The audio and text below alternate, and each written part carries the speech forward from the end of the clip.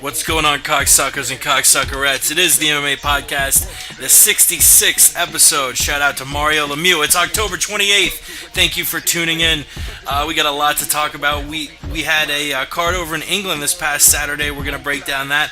We also had a pretty thick week in MMA news. Tito dropping off the Bellator card, the pay-per-view getting canceled, Ian McCall injured, Alexander Gustafsson has an opponent, the UFC signs Japanese star Tatsuya Kawajiri, Donald Cerrone to move to 145. We had a scrap between Uriah and Mayhem, Conor McGregor, Cole Miller exchanging tweets. We're also going to break down that fight for the Troops card that's coming up on November 6th. Let's do this shit! We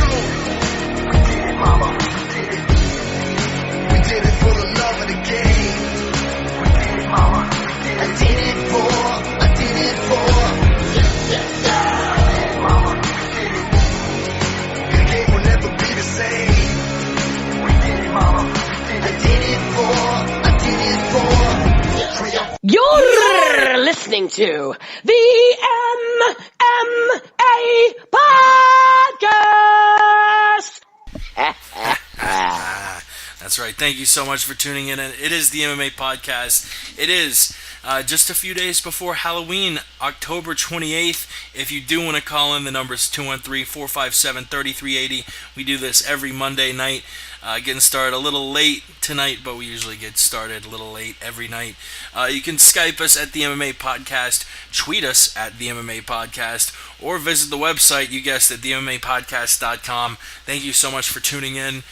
We also want to give a quick shout out to MMAmental.com. Ray's over there. He actually had a press pass to this UFC event over the weekend. We're going to talk about doing it big. Listen to us on Ustream. Listen to the word on the street on Ustream. Listen to the final round. Our boy Ross isn't here, but you can follow him at Ross Finkelstein, E before the L. And also Yao the Truth, YAO_the Truth. He's always doing it big over there. Speaking of the word on the street, we got the word on the street. It is Ramsey Silva. What's going on, brother? What's up, Jake from the MMA Podcast? My name's Ramses, the Ant Jimmy Show on Twitter. I'm the greatest MMA journalist out there, greatest MMA handicapper out there, and it's an honor for you to have me on the show, Jake. Word on the street. Yo, it is an honor to have you here. It is also an honor to have one of Baton Rouge's finest on the line. You know him from countless other episodes of the MMA Podcast, Word on the Street, The Final Round, MMA Mental, you name it, he's been on it, and he's going to be in Vegas with myself and Ross for Chael's upcoming victory against Rashad Evans. It is the Baton Rouge gangster, Alan Hamilton. What's up?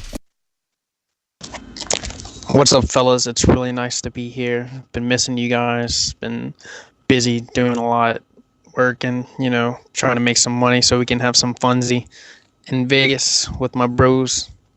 So, yeah, it's good to be here. Yeah, I might legitimately, I had an iPhone 4 for like 3 years, and I just got a Galaxy.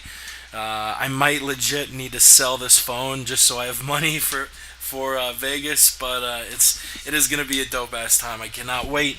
Let us get straight into it. Let me look. Yeah, I've shouted out MMA Mental, Ross Finkelstein, Yao, Chris, the original gangster, C. Lowenstein. Check him out on Twitter as well. Let's get straight into this fight that was last weekend, UFC Fight Night, Machida versus Munoz. It was in Manchester, UK. Pretty decent gate of 1.5 million. There obviously wasn't a pay-per-view draw because it was on free TV in the US, Canada, and the United Kingdom. We will talk about these top three fights in depth, where we saw Jimmy Manuwa and Lyoto Machida win pretty decisive victories. Let's talk about the online prelims first. I actually slept through the first couple because I think the prelim started at like 9 or 10 a.m. for me, so it's a weekend. I'll wake up early for a pay-per-view, but I'm not waking up for Brad Scott versus Michael Kiper. I'm sorry. Speaking of that fight, Brad Scott won via first round submission. Jimmy Hatz defeats Rob Whiteford via technical submission in the second round. Cole Miller and Jessica Andrade winning decision victories against Andy Ogle and Rosie Sexton. Our boy Luke Barnett, Team Darkside, subbing out Andrew Craig in a very exciting fight. Actually almost finished the fight in the first round. It won Fight of the Night. Both dudes put on a great fight. Luke winning the fight second round 2-12 via rear naked choke. Luke taking home a W and that $60,000 bonus for Fight of the Night. And we have up-and-coming Cerro Longo fighter Al Iaquinta defeating Peter Hallman via unanimous decision. Look out for this Iaquinta guy. I would not be shocked if he cracked the top 10-15 in the division by the end of next year.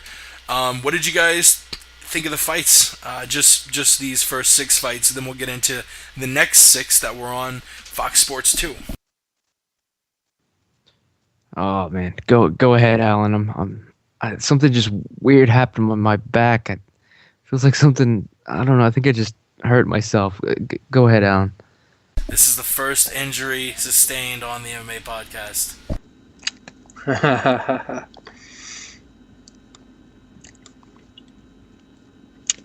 Which fight you All of them, any of them.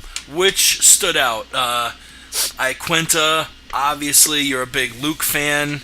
Let's go Bigslow, Jessica, Andrade, Miller. What fights really stood out, and which winners really stand out to you going forward? Well, I didn't see the Scott and Kuiper fight. I'll start off with the Jimmy Hedis and Whiteford fight. Jimmy Hedis doing what he does, rolling on the ground with the jiu-jitsu. He was totally dominant. I mean, his only loss, which was I think like his last fight, the dude's on fire. You can't stop him on the ground. I mean, he's just a jiu-jitsu wizard, and he just totally controlled the ground game. And once he got it to the ground, it was over. There was no hope for Whiteford. The Ogle and Cole Miller fight, it really played out how I thought it was going to play. I thought Cole Miller was going to come out, strike, control the pace, and he did for the first 2 rounds, really. And then Ogle, as he's done in his other fights, came on strong towards the end and, finished strong. But, you can't do that at the very end in the UFC because it's a 10-round, 10-point must system. And, we go round by round. It's not like other organizations. So, Miller getting the win over Ogle, I called it that way. I saw it happen. The Rosie Sexton fight and Jessica Andrade, I can't say it enough. I wanted to punch Joe Rogan during this entire fight as he was calling for the fight to end. If this would have been 2 guys in there and they, were slugging it out and one guy was getting tagged a whole lot, but then fighting back and not getting rocked. I mean, Sexton did not fall down. Yeah, she was getting, lit up, but she was still in there fighting. She was throwing punches. She was still landing, every once in a while. And, this is her shot in UFC. You don't know if this is her last fight. She's an older, female fighter. She's been around for a while. This could have been her retirement fight. So, or, her last UFC fight. So, to call for the fight to end, like, halfway through the second round, I thought was total bullshit. And, I just totally sexist on, Joe Rogan's part. The Luke Barnett fight and Craig, it was amazing. I wanted Barnett to win. I wasn't 100% sure because, Craig, he's got knockout power and he's a really good athlete. But Barnett showed that, he really does have skills, to handle guys in the middleweight division. And, aside from the, showboating where, he tried to walk off, and it cost him those 2 finishes when he could have the knockout of the night as well. It was a great performance. Like Chael said, best of his career. The Al Iaquinta and Hallman fight was a lot closer than I thought. The poll, Hallman, he's a, tough guy. His last fight, he took a lot of damage and then came back and won the fight. So I wasn't surprised that Iaquinta wasn't able to finish him. But, that played out how I thought it was. Damn, that was a pretty thorough breakdown, Ramses. That's going to be tough to follow. You're back, feeling any better? Yeah, I don't know what the hell happened. It was just like in the center of my back. So like for a second, I thought it might have been my heart exploding, but I'm sitting in a weird position here. My microphone, it's like on like 10 o'clock, but I'm facing two. Don't worry about it, guys. I'll keep it shorter than Alan here. Two things to say: the Rosie Sexton, the chick fight or whatever it was, Rogan was complaining about it. Just stop the fight, stop the fight. I agree with you, Alan. It was only because she was a female, in my opinion, that Rogan was going on and on about that. If it was two guys, Rosie Sexton wouldn't be a stop the fight. Rogan would be talking about how much of a warrior Rosie is. She's an absolute warrior. And about her heart and chin and whatnot. But yeah, that was a little perplexing to me. I also got annoyed by it. Let him fight. She knows what she signed up to do. Wasn't she the one that was supposedly a vet? Second thing, the best fight on this card. Pretty much the only joy I took away from this card, I got to say, Luke Barnett, Team Darkside, Team Sonnen. Just getting the win, man. Knocking that dude out at one or two times. He got like 3 wins in one. It was awesome. Praise him. He almost didn't make it. True story. A week before the fight, he calls Chael Sonnen up in tears. He says, "Chael, man, if you don't come up to Manchester and corner me, I'm not gonna be able to fight this dude. I'm not gonna be able to win. I got a family. I gotta put food on the table."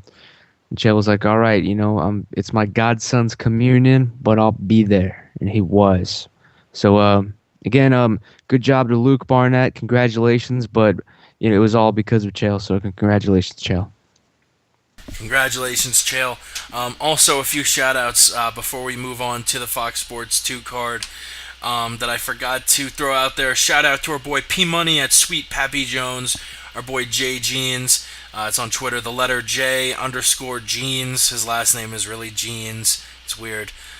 He's from British, so I guess people have... I'm Reginald Trousers. His fucking weird-ass names over there. Also, our boy Mike Hammersmith. Our boy Meds in Deja, we've mentioned him a couple times before. That's MEDZNDEJA. It's difficult. And of course, our boy Kevin Black at Technics88, TECHNICKS88, who asked me to say "oosh" on air. So oosh. What? Was that not good enough? All right, go. Wait, is it like a Brazilian jiu-jitsu, like obrigado, caralho? Oosh. No, it's like a martial arts, like a karate exhale. It's like a chi thing. You're pushing it out of your body and that breath out. It's like a meditation kind of chant. I was like thinking it was more like a Shazam, like oosh. Alan, can we get a oosh from you? Oosh. Attaboy. All right, let's move on to UFC Fox Sports, or UFC Fight Night 30, the Fox Sports 2 portion of it. I do want to talk about those top 3 cards individually, so let's talk about the first 3 in a group. John Lineker missing weight again.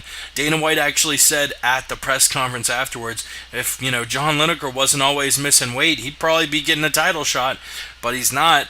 He defeats Phil Harris via first round TKO, 2 minutes and 51 seconds in. An amazing fighter, but like Dana said, it's really hard to further yourself into the top 10 of the flyweights when you're not making 125. It's as simple as that. Middleweights, you have had Nicholas Musaki defeating Alessio Sakara via verbal submission in the first round, and Norman Park, Storm and Norman, defeating the Brazilian John Tuck via unanimous decision. What stood out for all 3 of those fights to you, Alan? The fact that John Tuck is not Brazilian. He's It's from some Indonesian, I don't know, country, but somewhere in the Philippines or something. But Word. the fight that stood out to me the most was Musoke and Sakara. These two guys came out, and I mean, they were on fire. They were just lighting each other up. Musoke got caught first, and kind of buckled, and then he came back and started, landing some clean shots on Sakara. It kind of turned into a clinch game up against the cage. Looked like it was going to be slow for a minute, and then they ended up, getting on the ground. And Musoke was able to freaking pull out a belly-down Russian armbar, man. And his transitions on the ground against a bigger, stronger guy like Sakar, well, it was very impressive. And I didn't know about his jiu-jitsu game. I wasn't aware of him. He's a Swede. He's from Alexander Gustafsson's part of the world. And I thought that was the most impressive. When I know people like knockouts. People like to see people get KO'd, but whenever you see a guy, pull off a submission like that against a bigger, stronger, guy who's a, veteran of the sport, there's just something, the technical skill that it takes to, land something like that, it speaks volumes for, his skills. And I was very much impressed with that. The Norman Park fight with John Tuck was really good first round, close. And, Park with his just endless cardio, stole the rest of the fight and, just ran through John Tuck basically, who, I don't know if he got hurt or just the weight cut but, he wasn't able to keep up cardio wise. And the Lineker fight, whoop-de-doo. He can't make weight, so he doesn't even matter. Word, damn, you're fucking killing it with these breakdowns, son. Ramses, what did you think? Yeah, these fights didn't really do anything for me. This card in general didn't. But John Lineker missing weight, I just want to say, man, can you imagine what if Dana White was running a strip club and one of his girls came in overweight? How long do you think she'd last? You know what I'm saying? I don't even know what I'm saying, but John Lineker, get it together, cocksucker. We're on the street. Cocksucker. Damn, that was fucking hilarious. Let us move on, like we promised we would do, to the top 3 fights. One of the more bizarre finishes I've seen in a while, maybe since the Kim versus Maya fight. Jimmy Manuwa defeats Ryan Jimmo. He had Jimmo hurt really bad. What I think happened. All right, this is what actually happened. Manuwa was just beating him up, had him knocked senseless. Jimmo hops back a couple times, kind of looks really awkward, and then just falls, grabbing his leg. I think his eggs were so scrambled. He was trying to stay up and stay loose and stay bouncing, but he just didn't have it all there, and he just landed on his leg weird, fucked his knee up. A really funny gif shows a U.S. sniper on like this warship, and he shoots, and then it shows Jimmo bouncing back and then just falling over. It was a very weird injury, but Manuwa definitely deserved the victory, as he was just beating the shit out of Jimmo. What did y'all think about that fight? Well, damn. They just right now showed it again on Fox Sports too. I just caught it. At first I was calling bullshit, but now after I just had that weird ass back spasm, I'm thinking, what if that shit happened to his goddamn ankle or heel or whatever it was during the fight? Now I understand, man. What if he was like, did that come from my foot or am I having a heart attack? I don't know, man. Ryan Jimmo, he'll be back. I still believe in Jimmo, man. I believe in him. Yeah. That's it. Alan? Let me say one thing about this fight. It kind of showed me something that I guess it proved me wrong. I know Jimmy Manuwa is a beast and everything, but I thought Ryan Jimmo was going to be tough enough to take his shots, and Ryan Jimmo is not as tough as I thought he was, because those shots were tearing him apart. Like, you could see the look on his face, man. He was wincing whenever he was getting those shots to his legs, to his thighs, when Manuwa was kneeing him. Yeah, Manuwa was in complete control of the fight. And, you know, the leg injury, it's like the third time that's happened that, you know, Manuwa's, like, opponent has lost because he couldn't continue due to an injury that Manuwa didn't, you know, directly inflict. So, I don't know. I think it's crazy. I want to see Manuwa fight somebody that's got really good cardio, strong, and a really good wrestler that can take him down, because he showed some weakness whenever he fought Kingsbury and got taken down and just kind of laid there on his back. Yeah, so, you know, I was still impressed, but I want to see more. I do too, and Dana said that Manuwa's next fight is going to be a big step up. Really quickly, I didn't want to interrupt the flow of talking about the Jimmo fight, but Ramses, you touched on having a back spasm. I actually, when I was a junior or senior in high school, I was playing basketball, and before the season started, we were doing just this really hard conditioning. We were just running a shitload, doing a bunch of drills, a bunch of weights. It was, you know, very intense. Probably the you know, most intense, you know, kind of fitness I've fucking ever done. You know, I was like running 3 or 4 miles a night aside from it, and going into school, like the school bus was gonna arrive in 10 or 15 minutes, and my parents had already gone off to work, and I was taking out the trash. I bend over in my garage to pick up a recycling bin. Just my back just like starts spasming. I fall over, and like an 80-year-old woman, I'm like, I've fallen, I cannot get up. I actually needed to call my mom to come home from work. I like ended up laying on the ground for 3 hours because my back was just totally seized up. It was crazy, and it's probably, you know, pretty similar to what Jimmo went through, where he feels fine 1 second and then collapses to the ground. I mentioned him.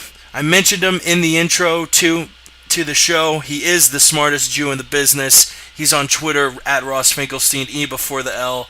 You know him as Ross Finkelstein. What's going on, man?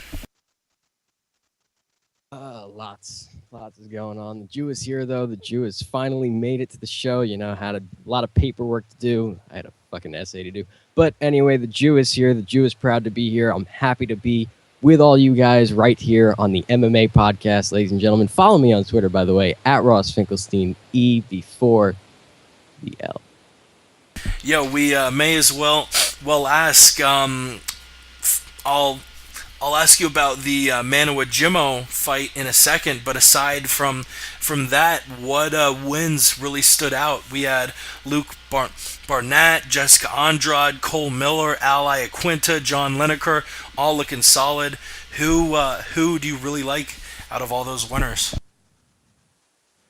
Well, first off, Luke Barnett, we really have to praise that guy. You can't praise that guy enough. I mean, he comes in there and he fights someone who's pretty much in the top 15 of the middleweight division, someone who's on such a roll in Andrew Craig, and was essentially one fight away from a top 10 fight. If he had beat Luke Barnett, there was no way they could deny the guy a top 10 fight.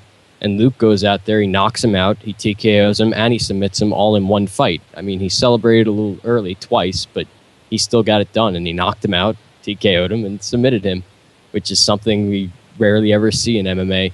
So just so much credit to Luke Barnett. He looked so good. His striking looked really, really good. He was tagging him. His submissions looked really good. He just locked on that choke, and it was just a beautiful performance by Luke Barnett. Jessica Andrade, that was a beating, an absolute mauling. She looked so good. Her striking looked so good. She's so powerful. Those punches. And credit to Rossi Sexton for hanging in there and taking all that punishment. I mean, everyone was saying that the towel should have been thrown in and that fight should have been stopped. And who knows? I mean, she was tough enough to withstand it. And I guess it's weird. It's kind of a double standard. If that was a man versus a man, that if that was a male fight, people wouldn't be complaining about, oh, she was taking too much punishment, that fight should have been stopped. But because it's a women's fight, and we also had the incident with JDS and Kane a couple weeks ago, that's why people are going crazy. So I think it'll die down a little bit and people will forget about it. But what a performance by her. Jimmy Hedges came back after a long layoff, got a beautiful, beautiful, beautiful submission. I think there's big things in that guy's future. He's just such a good grappler, and I really think he can be a force at 145. He's still very young, so he's got time to improve. And Brad Scott, I mean, comes off of The Ultimate Fighter, had a good stint on the Tough Smashes, lost the finale, comes back and gets that beautiful front choke over Michael Kuiper, so I give him credit. And of course, number one, Al Iaquinta, getting it done, beating the shit out of Peter Hallman, like I said he would. Future 155-pound champ, Al Iaquinta, Ray Longo, Matt Serra, Long Island MMA. That's all I got to say. I actually could hear the giant smile growing on your face as you started talking about Al. Speaking of Al, Alan was saying very similar things, that Rogan was kind of over talking the, just gonna draw his corner, should throw in the towel. We were getting ready to move on to that Pearson-Gallard fight that ended in a no contest, but Ross, really quick, what'd you think about Manawa Jimmo? I think I feel bad for Jimmy Manawa because the guy can't get like a win. He's winning impressively, but he can't get like a full win. The last 3 fights have been TKOs or doctor stoppages due to injury or just something like that. So I can't wait until he finally mauls someone and we get like an actual like knockout or TKO due to strikes and not just like a doctor stoppage or a knee injury or something like this. So I don't know. It's just weird. And I really hope they give Jimmy Manawa someone worthy next, because he's undefeated and he's getting old. So they got to like push him fast before he gets too old, because when you're 35 years old and you're undefeated, you don't have much time. So let's move Jimmy Manawa along. Let's get him a big fight next, and let's see if he can be a contender. Word. Yeah, I totally agree. Manawa's a killer, and time isn't exactly in his favor. Pearson versus Gallard. It was a fight that left a lot of us wanting more. It ended with, I think it ended before the fight had even gone on for two minutes. Both dudes seemed very open to swinging and engaging, standing up. Melvin Gallard actually had Pearson in a very dangerous spot, but it was ruled a no contest because the knee that Melvin hit Ross Pearson with was ruled to be an unintentional knee to a downed opponent. Looking back at the replay, a lot of people disagreed, said Pearson wasn't downed, wished the fight had gone on because that was a legal strike. Melvin actually opened up a huge gash in the middle of Ross Pearson's forehead. Like, it looked like someone just like hit Pearson as hard as they could in the middle of the forehead with a hammer. But it was ruled a no contest. The two, I think, will rematch in March. For the next 5 months, we'll just need to scratch our head and wonder maybe what would have happened and what will happen. We got sort of a preview for it. What did you guys take away from this fight, Alan?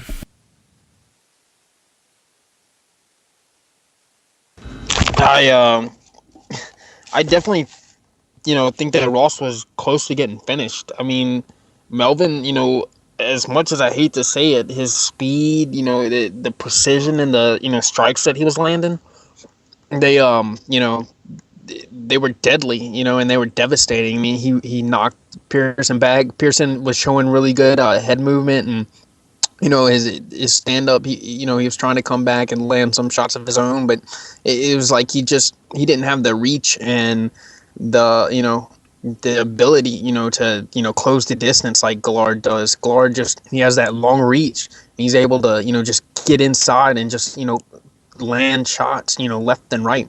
And I don't think that Pearson is able to match up with him physically. And I think that the fight, probably would have been stopped eventually, whether or not he landed the knee, whether or not it was illegal. I think Gillard would have won that fight. Now, do I see it happening the same way the next fight? Who's to say? But I definitely think that Gillard would have won the fight if it would have gone on for another 30 seconds. Yeah. Guess what? Melvin Gillard should have gotten disqualified, in my opinion. What's this? They're gonna do the fight over? No way. One of that last knee clearly was illegal. So I mean, that's the end of the story right there. This guy, like, before this fight, my opinion of Melvin Gillard, I had the impression that he was a dirty fighter, like, before this fight even happened. I can't even cite a specific instance to make him a dirty fighter. For some reason, I always thought of him that way. And I hate seeing that shit, man. I don't like seeing dirty fighters. They robbed Chael Sonnen of his title. Word on the street.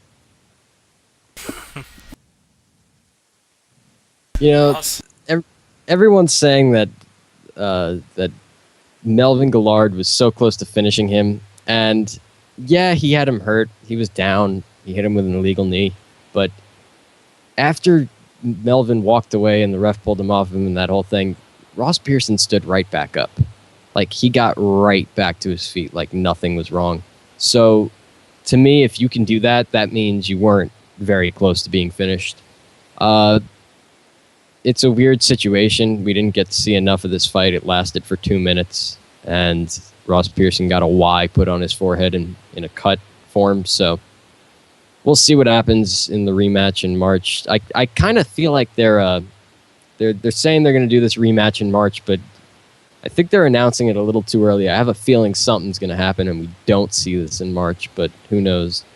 But yeah, I can't like really dissect this fight because we only saw 2 minutes of it. So I was picking Ross Pearson. Melvin Gillard obviously got the better of him in those 2 minutes, but who knows? In a rematch, who knows? Yeah, it's very difficult to tell, but we will see in March when they rematch. Let us move to the main event. That's Lyoto Machida and Mark Munoz. Mark Munoz originally was supposed to fight Michael Bisping. Bisping is out for 6 months due to a pretty serious eye injury.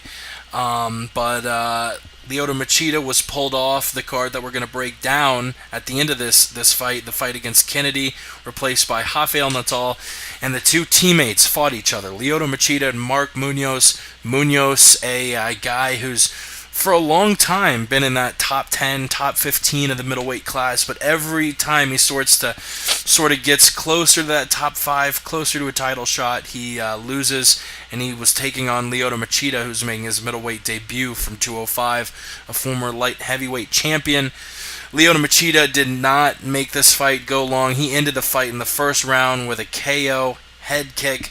Looked beautiful. He made the cut to middleweight very easily. Looked, pretty cut up. Still had the same speed. And dude, he blasted Mark. Watching it, and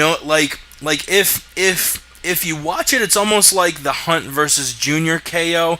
It almost looks like more of a glancing kick, but all you got to do is listening to it and listening to that pop when the kick landed. That was like listening to someone take a baseball bat to a wall or something. That was just such a loud pop. You it landed just flush, which really shows the value in the kind of technique Lyoto shows, that where it might not look like a crow cop kick where it's got, a million pounds of torque on it. He has the perfect technique to where when it lands, it's got that pop, and it's going to finish your night, and then finish Munoz's night. 3 minutes into the first round, dinner was on Lyoto. They were all smiles afterwards, and that's what I love to see. Two teammates saying, you know what, we gotta fight. It doesn't mean we gotta hate one another. We're going to go out there, we're going to fight each other, and we're going to be friends after. Unfortunately, a lot of people refuse to fight teammates, or you see splits like we saw with Evans Jones. It doesn't need to be like that. It can be just like we saw with Lyoto versus Mark. I'm done ranting. What do you guys think about that main event? Well, shit, I'll start. Damn, that's what I think. I think Lyoto Machida at 185 is just damn. Finally finishes a fight again. First time since the Bader fight. I think highly of Mark Munoz. I feel like I'm kind of the odd man out. A lot of people don't really. Actually, a lot of people think he's overrated. I think just the opposite. I thought he was very underrated, and people really weren't giving him the credit. And we saw that in the Boach fight, how he dominated Tim Boach after a year layoff. But Machida's just a different animal. He's at a weight class. He's at his natural weight class now. He's at the weight class he should have been fighting at all along. He never really cut weight to get to 205. Now he's cutting not even a lot of weight to get to 185, and he's shredded. He looks great. He's fast. He's got the power. It was a beautiful kick. And, some people are going to say certain things about the kick and how the glove was up and didn't really get to hit him with full force. But to those people, I say this. If you think the glove offers full protection, I will gladly let you hold a glove up to your head and I will hit you with a baseball bat, which is the equivalent of getting hit by a Machida kick. We can test this theory. I like it. Alan, do you want to add anything before I address this? I'll go ahead and put my 2 cents in before Ramsey's rampages. I didn't expect this. I thought Mark would not be pretentious. I thought he would try to move in and go for the takedown, but he sat back on the outside like Daniel Cormier said, and just kind of waited, and he got caught. That's what happens, when you don't play your game and you play into somebody else's game. It takes you out of your element, and you usually end up losing. So I think Mark's a great fighter. I think he's got lots of talent, really good wrestler, or amazing wrestler, and he just got caught. I think he'll be back stronger. He beats almost every other person in the division besides maybe like 2 or 3 guys. But Machida looked great. I think he could make 170, which is crazy to see. He definitely could make 170. But yeah, he looks great at 185. I was super impressed.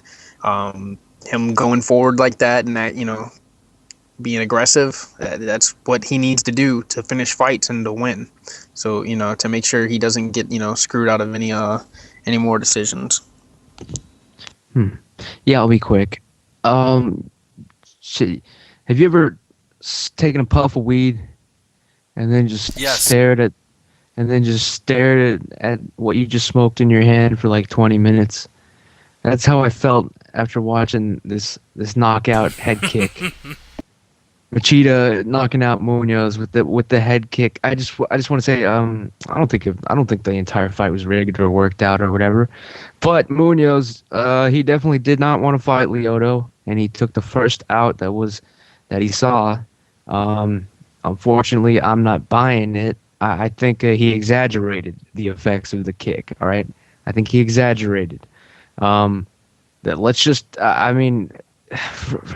that kick to have had knockout power while his gloved hand was up, the kinetic energy from his foot would have to transfer through the glove to his skull. For that to happen enough to result in a knockout of somebody, of a professional fighter at least, wouldn't his hand have broken? Like, wouldn't his hand be in pieces right now, Munoz's hand, if the kick was the force of a baseball bat coming at you, as some people have exaggerated the I'm sorry, that's not even analogous. I'm just saying, people, Munoz needed a way out. He took it. He played up that head kick a little bit more than it was worth.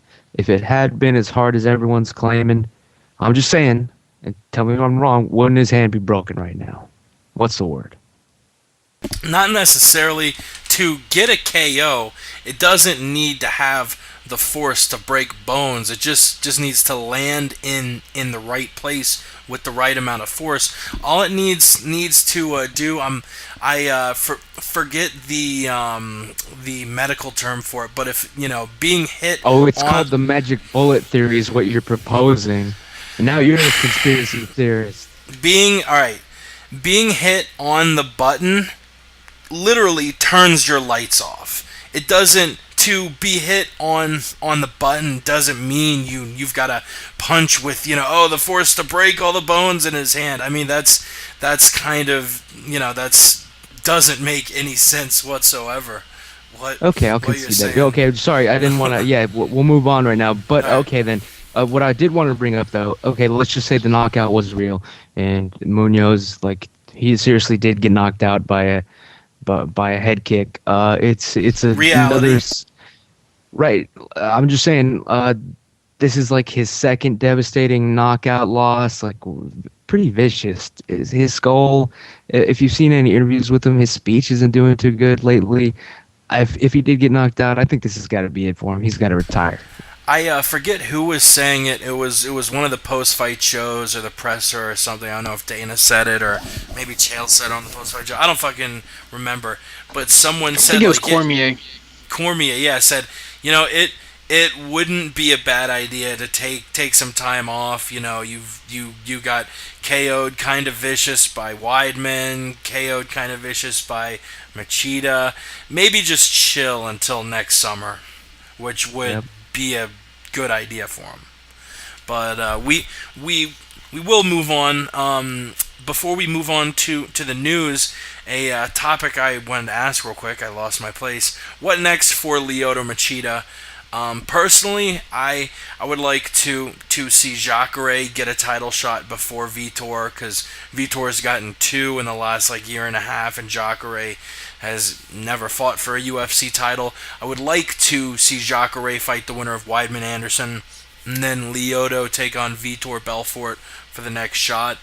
Ross and I actually talked about it a bunch after the fight, so I'll start it with you, Ross. What do you think's next for the Dragon? Well, yeah, we had this conversation the other night, and I really went in depth about who deserves it and who's going to get it.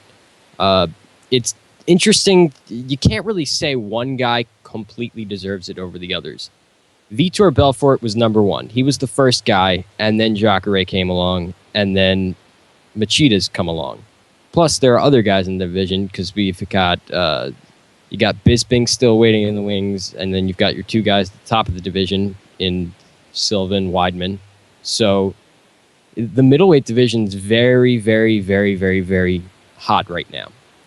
Now, let's not forget about Gegard Mousasi. He's going down to 185. He's a top contender already. He's 1 or 2 fights away from a title shot. So, really, in the mix for a shot right now. I'll leave Bisping out because he's probably 2 fights away, especially because he was knocked out earlier this year. So, we've got 4 guys. We've got Vitor, we've got Jacare, we've got Machida, and we've got Mousasi. You could match those 4 guys up literally any way you want. It does not matter. You can do a rematch between Mousasi and Jacare, a rematch of their dream fight. You can do Machida versus Jacare. You can do Machida versus Belfort. You can do Machida versus Mousasi. You can do any of them. Now, before we can decide, well, we don't decide, but before the UFC brass can decide who fights who, they need to see 2 fights. 2 fights really need to go down. 1, Vitor Belfort needs to fight Dan Henderson in a few weeks. And even though that fight's at 205, it has huge implications on 185. And if Vitor wins that fight, he can stay at 205, and he's a contender at 205 also. So then he's only a few fights away from a title shot at 205. So that would shake things up big time. Plus, if Dan beats him, then Vitor is no longer in the mix at 185. So that has huge implications. Then, and who knows, maybe Dan will decide, you know what, I want to go to 185 now and try and get a shot there because I have a better chance of getting one there than I do at 205. So that'll just add someone else in the mix. But then we have to wait for the middleweight title fight, because if Anderson is to win in a close decision, we could see a 3rd fight right away, which would delay the division even further. So there's so much that has to happen. I think if we're looking at a name value here, and you want to sell the most pay-per-views, I don't think Jacare gets the next title shot against the winner of Weidman Silva, only because, yes, he certainly deserves it. He's on that 5-fight winning streak. He's finished everyone basically, so there's no reason for him not to get one, except for the fact that his name value is not as big as Machida or Belfort. And I think if one of those guys is going to get a shot next, I think it's going to be Machida. Machida has the name. Vitor has the licensing issues right now. It's going to be very difficult for him to get licensed in Vegas because of the TRT issue and the fact that he does have a positive test on his record. So and in Vegas. So that in Nevada. So that makes things worse for him. I think Machida is probably going to get the next shot if they do give one of those guys a shot, because he does have the name brand and it's going to sell the pay-per-views. Plus, that's a really awesome matchup to see him versus Weidman. I like that fight. That's a fun fight. Word, Alan Ramses. What next for the Dragon? Holy shit. I forgot what the hell we were even talking about with that speech, Ross, but I was enthralled. No, the Dragon, dude, I'll keep it pretty simple. I think he's a gatekeeper. That's it. He's good for selling, helping us boost sales on a card. All right, I think even Machida knows he's not going to get another title shot unless it's some kind of like fluke or like the money lines up that way. It ain't going to be because he's earning it through the skill and working his way through the chain. Machida, man, he's just, he's at this point, he's like not a prize fighter. I think we should call them pay-per-view fighters. And I don't think he's got a shot at any title shot anytime soon. It's too clogged up. That's my word on the street. Alan. Everything you guys said. Beautiful. We will move on then, I guess, to the news. And before we play the news, let me play that beautiful news drop.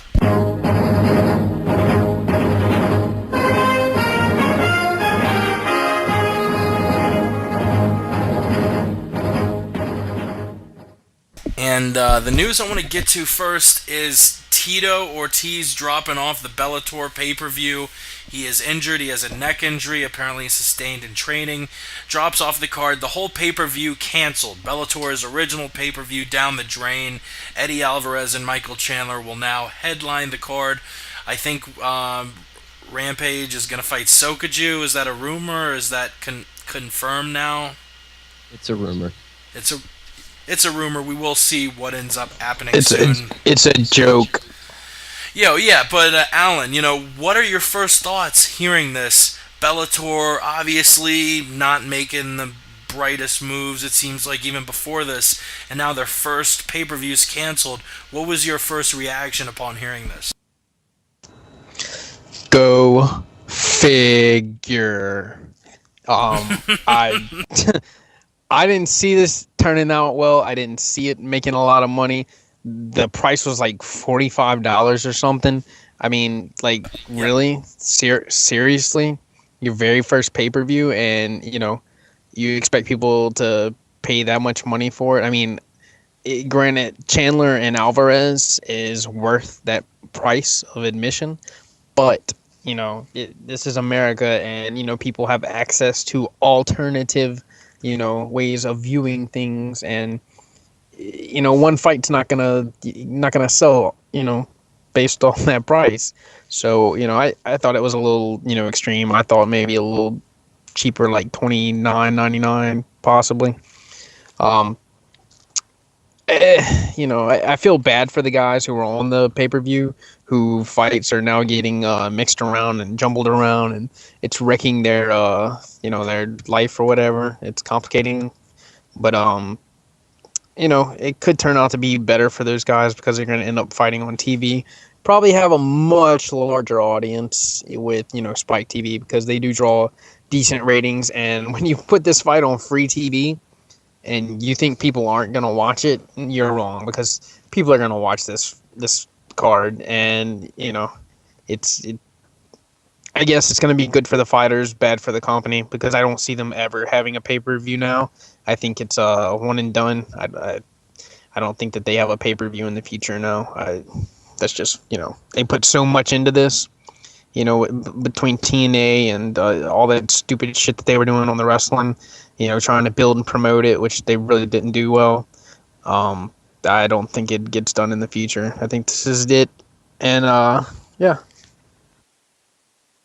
I think this is a damn tragedy. I think Tito is a warrior. I think he's shown his true warrior spirit. He was willing to take on Rampage, take on one of the greatest MMA fighters of all time, just to prove that he can still get in there and do it for the fans, make the fans happy. But unfortunately, he would have, if he'd gotten in there with Rampage, he would have had to. He'd have to risk his neck to make this pay-per-view happen. Nothing. I don't have it ready. Ross, what do you think about Tito dropping off? What were your first thoughts? I laughed hysterically. That's the first thing I did. And then I said, "Oh, Tito," because did anyone really expect this not to happen? I mean, the guy was bragging about how he had ACL surgery yesterday and he was going to fight today. Like, we should have seen this coming. I don't know if he's injured or not. Part of me feels like he's not injured, although he probably has always been injured. Part of me feels like he didn't pull out due to an injury. They kind of just pulled him from the card because this pay-per-view was tanking bad. It wasn't going to sell well. It was just trending horribly. They couldn't sell tickets. They sold less than 2,000 tickets, which is horrible. They were doing, like, I'm not one to call it conspiracy, but shit, there's a conspiracy here. And Bellator's track record, I mean, the whole thing was a PR disaster, because then you had the conference call that they had that day at 5:30 with Bjorn basically admitting lies.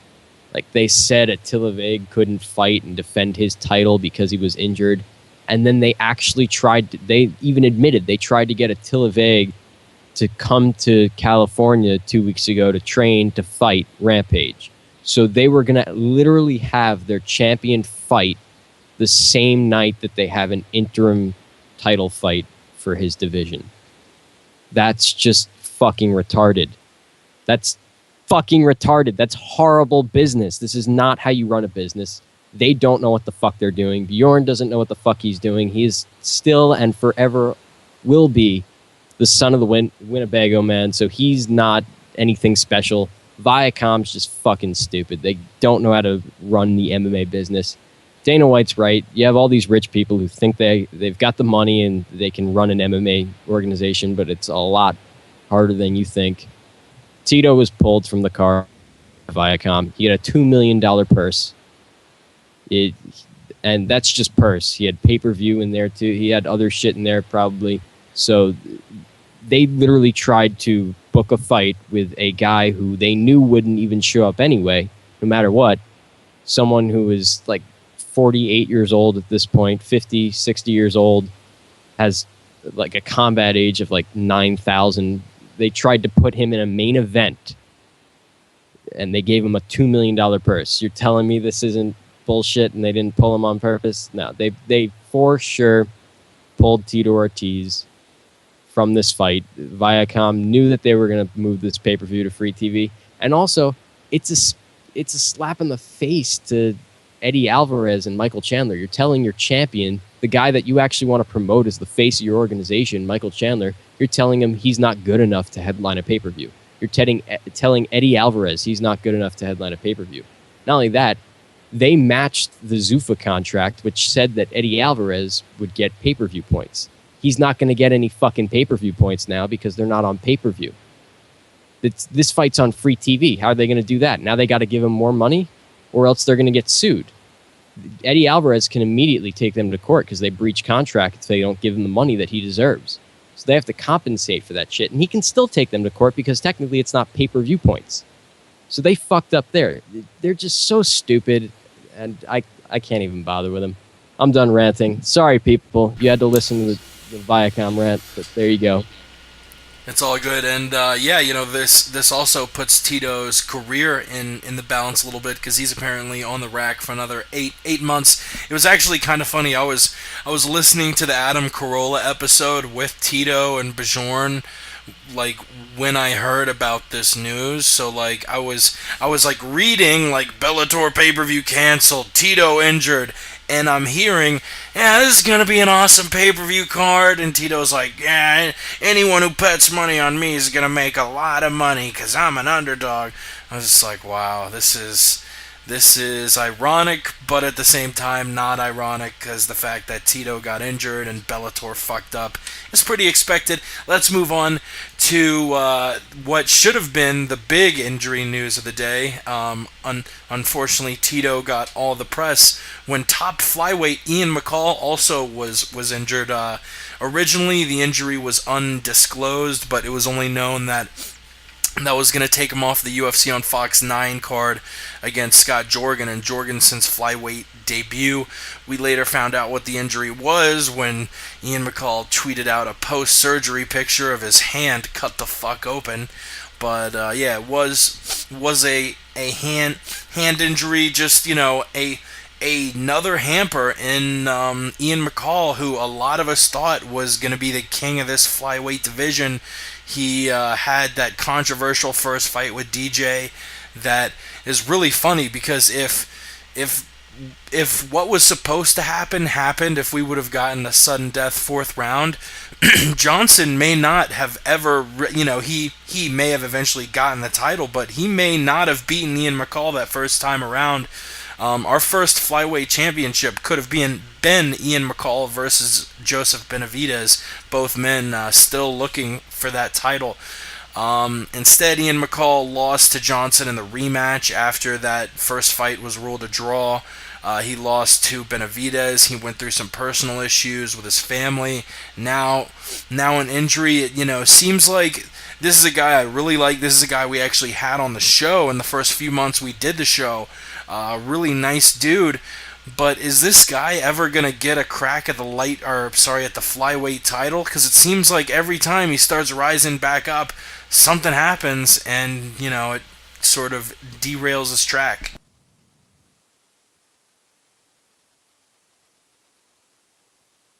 Not all of you at once. All right, I'll go. Sorry, I was just giving other people a chance first, but yeah, Ian McCall, dude, this one, it doesn't really surprise me. You were kind of getting there, Jake. Ian McCall, he's like that guy that's always got a story, And sometimes, yeah, it's not even his fault, but he's that guy that always has a damn story. And it's a damn shame. He seems like an all right guy. I don't know. Something about him is kind of creepy, but I haven't narrowed it down yet. So more to come on that. Alan, is he still even there? Yeah, I'm still here. Ian McCall, heck of a fighter. Love to watch him. Exciting, battled with demons. Should have won the very first fight. Just things always happen. And, what can I say? He's supposed to have a fight coming up and gets hurt. He had already hurt his hand numerous times. And now, has surgery on it to fix it. Maybe it's a good thing. But, who knows how long this is going to take for, the injury to heal up. And, I really feel bad for him because, he's up until this last win. He had his last 5 fights. He was winless. He had 1 draw and 4 losses, all close fights, except for, the one against Valencia. But I don't know. I don't think he gets a title shot. Unless things shift around so much that it just opened, Demetrius Johnson and Joseph Benavidez, tear each other apart and one of them's the decisive winner. I still don't see McCall getting a title shot against Benavidez just because, he's already lost to him once. So, unless there's a big shakeup, I don't see him getting a title shot. Word up, Ross. Ian McCall, I love Ian McCall, but he's got some big issues on his hand, no pun intended. I mean, he's had hand problems a lot lately, and this is just another hand injury that's going to set him back for a long time, probably at least like 2-3 months.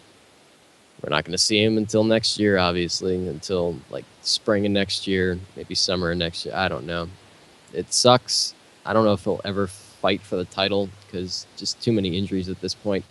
I think he has the skills.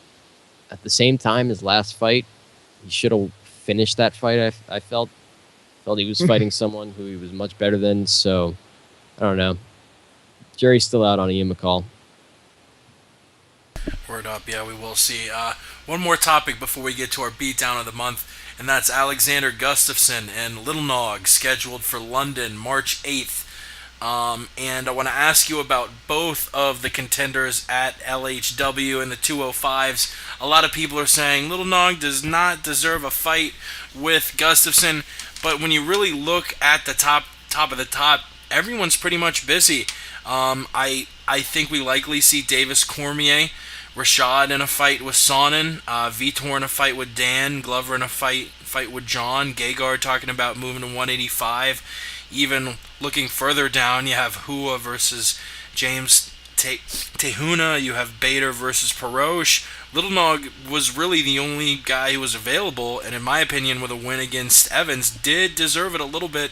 And Dana White has confirmed that if Gustafsson wins this fight, he will get a title shot. But in the last couple of years, Dana White's confirmed a lot of things that have never happened, so we will see there. So do you agree with the matchmaking there? And who do we likely see next for Cormier? I mentioned that in my opinion. I think he probably fights Davis next. What do y'all think, Alan? Yeah, I don't know. I'm not completely sure. Do I want to see them fight? Yeah, I think that's a really good matchup to make. But, Daniel Cormier doesn't seem completely sold on the idea. I think he wants a bigger name. Yeah, Davis is ranked number 3 up there. But I think that, Cormier feels that if he fights Davis that he's getting snubbed because he was moving down to 205 for a title shot, an immediate title shot. So I really don't know with all these different options. You got to wait for some of them to play out. You got to wait for, things to happen. You still got Chael and Rashad next month. I know Chael's going to be fighting Wand after that, but who the fuck knows? Wand might get injured, and Chael might end up with another opponent. But you never know. I'm really excited for John Jones and Glover to fight because I want John Jones to win that fight and rematch Gustafsson. I think Gustafsson destroys Little Nogueira. There's not much to say about that fight. I think he's just going to stand on the outside, pick him apart, and then KO him at some point. 5 rounds probably is what he's going to have to work with, and he'll probably finish it inside of 5. Was the question about Cormier or something? What was next for him? I'll just pretend it was. I was at the damn fight. I saw him fight Big Country Nelson. The fight stunk. It was no good. The crowd was bored. People weren't even watching. People were texting. It was nonsense. I was not impressed, and I was there in person. DC's got to prove it to me. Oh, the one thing, everybody started laughing his ass off when he tried to pull off some crazy roundhouse kick, because it's just funny because he's overweight. That's it. Hassenhold? Well, the question actually was about Gustafsson and Little Nog. And yay, Gustafsson's got a fight. You said before you weren't 100% sure because Dana White made promises about title shots in the past and he hasn't come through with them. I can personally guarantee you from the Jew to you guys that if Alexander Gustafsson beats Little Nog, which actually I'll get to that in a second, he will fight John Jones July 4th weekend in Vegas, the main event, International Fight Week. That is the fight they want. Co-headlined by Chael P. Sonnen versus Vanderlei Silva. So get ready, by the way, guys, to book your trips to Vegas for that weekend, because that's what's going to happen. But at the same time, Gustafsson's not going to fight Little Nog. Little Nog's going to pull out sometime like a month out, maybe like 3 weeks, 4 weeks, 5 weeks out. And then Dan Henderson's going to show up for work that night. What do you think about a potential fight between Dan and Gustafsson? It's an interesting one, but Gustafsson, he's really improved, and his speed and his length would be the factor in that fight, and he'd win that fight. Word. Well, it is that time of the show. We got a couple more news topics, a couple more fights to break down, but it is the October. It is the end of October, so you know what time it is. It's time for the beatdown of the month.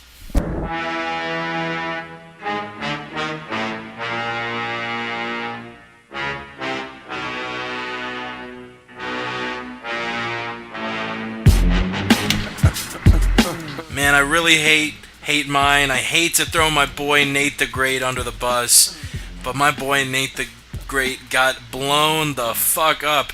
We had 2 awesome weight class premieres this month of Hector Lombard at welterweight and Lyoto Machida at middleweight. Hector Lombard at welterweight is a motherfucker. At UFC 166, it was actually on that prelim card. First round, a minute 48 in.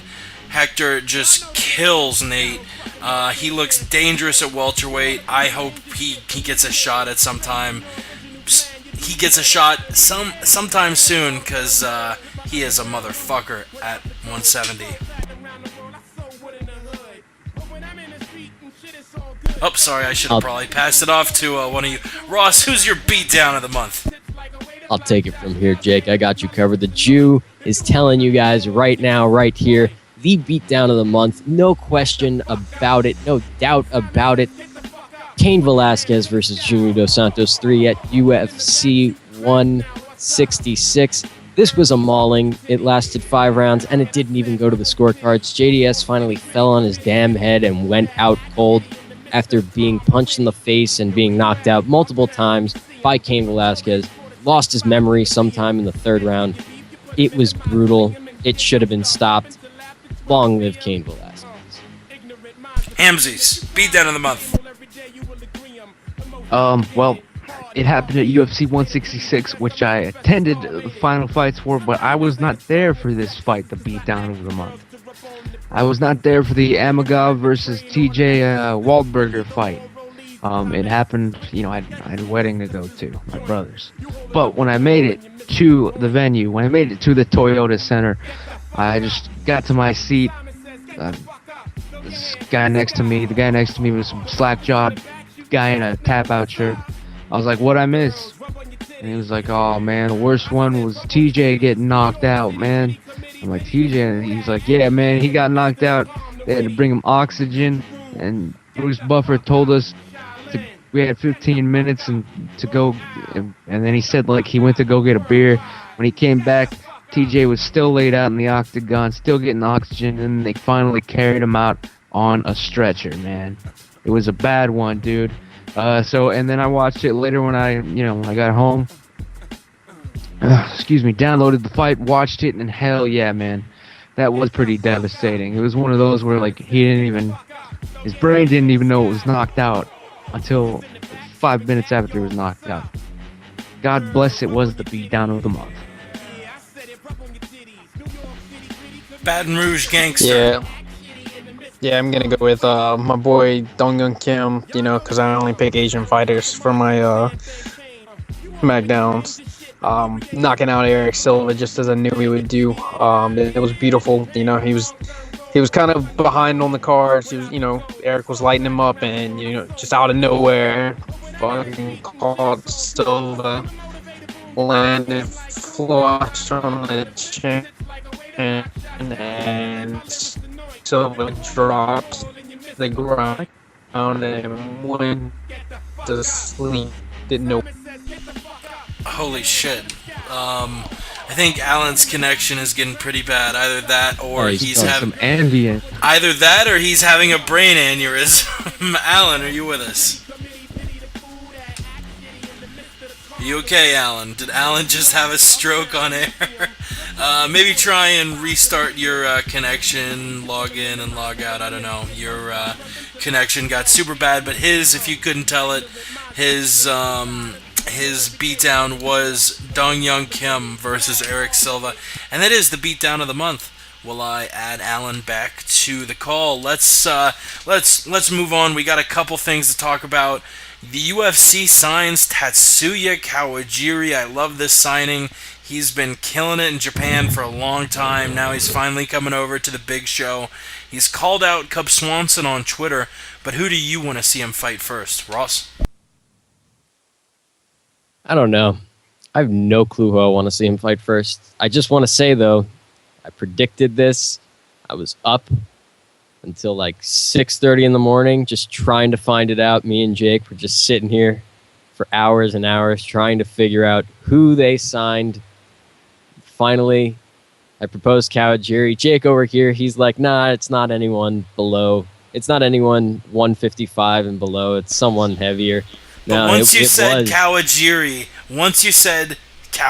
I was like, damn, dude, you're totally right. Like we have started out, we combed through every name. We're like, fucking this guy, this. But like the first thing I said is because I think Damon Martin said something along the lines of old school fans will love it. So I'm thinking, all right, it's got to be someone 155 or above, because I'm thinking somebody who's been in the UFC before. But then once JMMA started floating out there and Ross brought up Kawajiri, I was like, that's it. It's got to be Kawajiri. And the next day, it turned out it was Kawajiri. Exactly. We called this shit. We reported it before anyone else did. Give us the credit, ladies and gentlemen. Who should he fight? This is a really interesting question because there is a guy who is on the sidelines right now who I think would make a great fight for him, and that's Conor McGregor. But I think they want Kawajiri on the Singapore card, so that's probably not going to happen. Maybe a second fight in the UFC, we see Kawajiri versus Conor McGregor. What's Eric Koch doing right now? Is he okay? Yeah. What's he up to? He's doing coke. Cockhead. Yeah, so I mean that's a good fight. Cub Swanson, I don't know if he deserves Swanson. If there's no one else for Swanson, then yeah, sure, do that fight, I guess. But Cub deserves a number one contenders fight because I don't think he's going to get the next title shot. Lamas deserves it. They've already said that they're in negotiations to do that fight, and I think they do that fight January 25th, UFC on Fox 10 in Chicago. Get your tickets. I have no idea who that Japanese or Asian fighter you guys are talking about is. I have no idea. This whole weight class in general still doesn't interest me. It hasn't proven itself to me yet, and it needs to. That's all I have to say about that. Can you guys hear me? You sound much Yeah. better. I was really worried you were having a stroke before. Yeah, I think it's really cool that they signed Kawajiri. The last guy that he beat was Omigawa, which is, a guy who previously fought in the UFC. Some of his only losses are to guys like Melendez, Shinya Aoki, Eddie Alvarez, Gilbert Melendez again, and Takanori Gomi, and that's dating back all the way to 2003. So, he's fought at heavier weight classes. I think it's exciting having him come over here and fight in the UFC. He's a big Japanese name. He's still active, still looking good whenever he fights, and I'm excited. I don't know who they're going to match him up with. Cub Swanson versus him. That's a really cool, name to put on a card. As far as like stylistically how they match up, I think Cub Swanson's got too much for him in the technical game on the ground with jiu-jitsu, and I think Cub Swanson could pull out a submission, but I'm interested in anything really. I don't have any preferences or anything as far as seeing who he fights or where he debuts at. I just, it's cool. You got another JMA guy in here. Oh, he was having another stroke at the end of that. Oh my god. Yeah, it's funny because Skype will literally like take what you said and slow it down so it sounded like you were just saying JMA. But I don't know. You sounded perfect through the rest of that, so you shouldn't drop off. It was literally just that last part.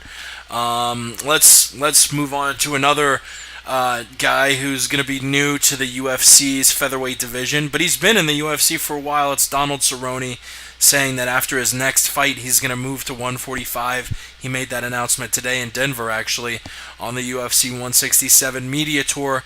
What are your thoughts? Do you think he can really challenge people like Mendez, Swanson, Lamas for the title, or do you think he has trouble getting to that title shot like he did at 155? I think he has trouble making weight. He's cut. He is sucked out at 155. Now he's going to drop an extra 10 pounds. I'll suck you out. What? I think it's just a really, really bad career move. So I really hope he does a couple practice cuts. As far as how does he do at 145, it doesn't matter. 145, 155, 170, 265. Chad Mendez kills him. Aldo kills him. Lamas kills him. He's a good fighter. He's not elite. We've seen it time and time again. He can't get over that hump, and I don't think he'll ever get over that hump. I just dropped my phone. That's what I think of his move to 145. Do the Humpty Hump.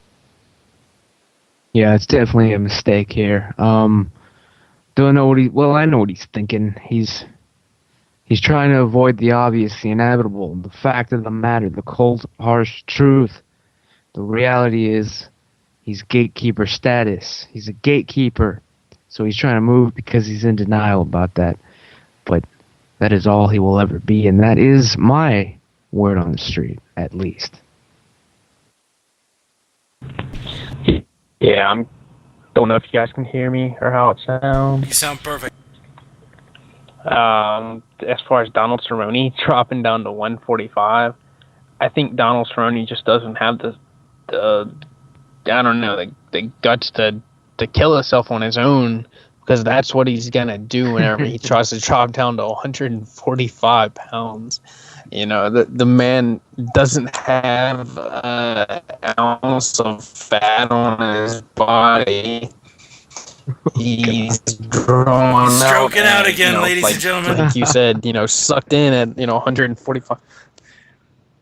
No, you're good again. Yeah, You're he came good. back. You came back. Yeah. So I just think Donald Cerrone's going to die. He's committing suicide, taking the easy way out.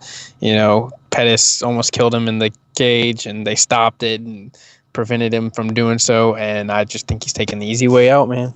I gotta point out, just to anybody listening, in case they didn't get through the stroke nonsense, Alan's theory is that Donald Cerrone is cutting to 145 because he does not have the balls to kill himself outright. Thank you. Oh, god damn it. Let's get to the 10 solid seconds of sports, ladies and gentlemen. The segment where every week we talk about all things not MMA.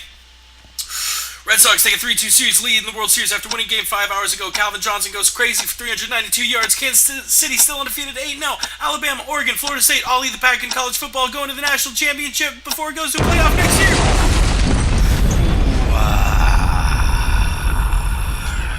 All right, let's get to something that really I think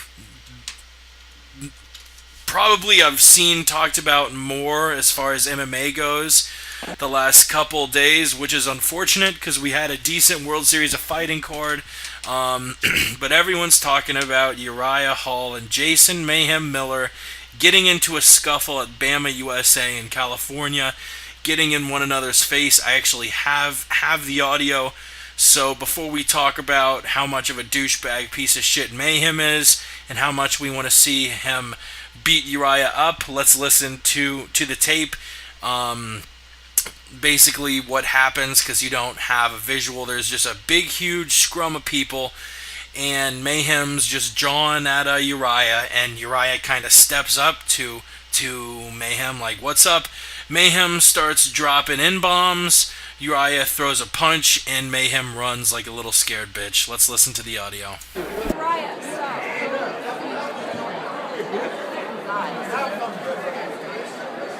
He's walking up.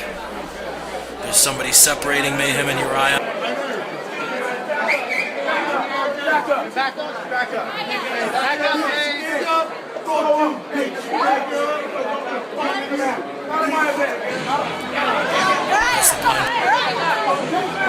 Uriah, stop.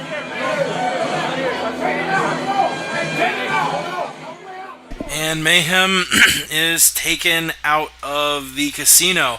What did you guys think of this? For me, it has been such a falling of grace for Jason Mayhem Miller since he was a coach on Tough. Think about it. People thought of him as a dangerous middleweight. He's going up against Bisping, who is a guy we all think of as a top middleweight. But more importantly, people loved him. He is this funny, goofy, jolly guy who's always saying some funny shit. The host of MTV's Bully Beatdown. And look at the fall of grace he's had, not only from fighting, because he's gone from a esteemed UFC middleweight to a retired bum nobody wants to really see fight, and this nice guy to now. I mean, no one is backing up Jason. Everyone thinks he's a scumbag piece of shit, and it's just been the biggest falling of grace. What do you take from all this, Ramses? Yeah, man, this one, I have to say, a lot of people are outraged.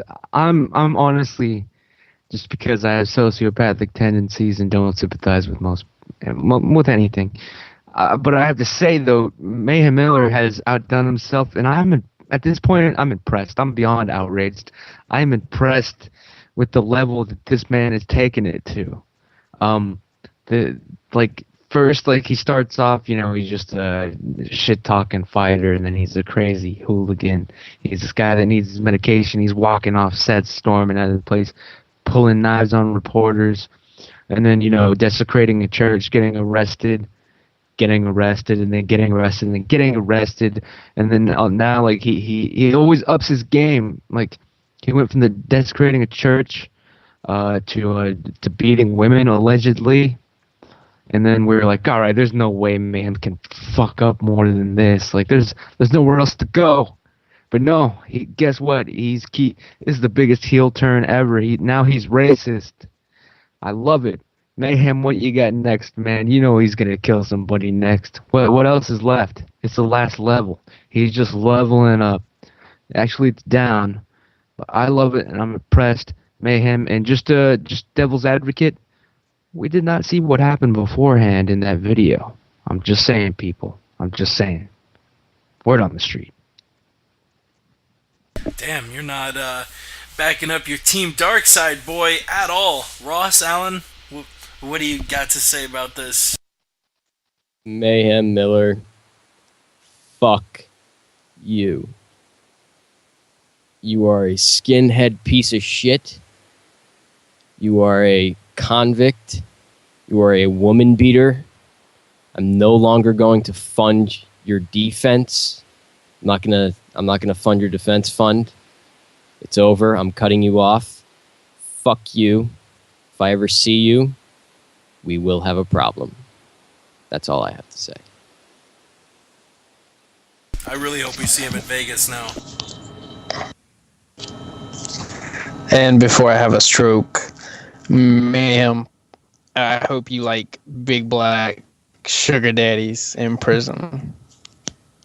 Yo, I don't know what kind of television Jason watches, but let's just say he's big into BBC.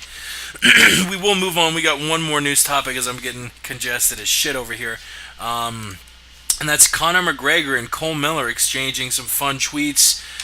Both of them seem like they want to fight one another. They're both coming off wins. Conor obviously is on the rack a little bit with an injury, but Conor saying that he'd gladly fight fight Miller and pay him off with the tweet that he mentioned to fight him in. And Miller actually coming back with the barbed response of Conor's a show pony and the UFC is just trying to buy a country. Do you guys like this fight, or would you rather see them fight other people coming up next? I just wait home. I have nothing to say about Conor McGregor. I just want to hear Ross's impression and quote from when he met him in the hotel. Listen, Jake, was that a real question? Do we want to see them? Shut up, for fuck's sake. We don't want to see them fight. There's no point in it. It's such a shit. Oh my God. Cole Miller's terrible. Conor McGregor is the man. Conor McGregor would literally step in the cage and bitch slap him. It would be the first knockout by bitch slap. Then he'd hit him with the backhand, and then Cole Miller would cry, and Conor would defecate on his face. That's all I got to say, ladies and gentlemen. Alan? Once again, before I have a stroke, I'm just going to say, would it not be funny if Cole Miller beat Conor McGregor? I don't think it would be very funny. I want to see Conor go as far as he can. Shit. Man, all of a sudden I'm getting like super choked up. I didn't even rip the bong between topics, cocksuckers. We are going to break down UFC Fight Night 31 real quick, but before we do, you know what time it is. We're bringing the Jew to you.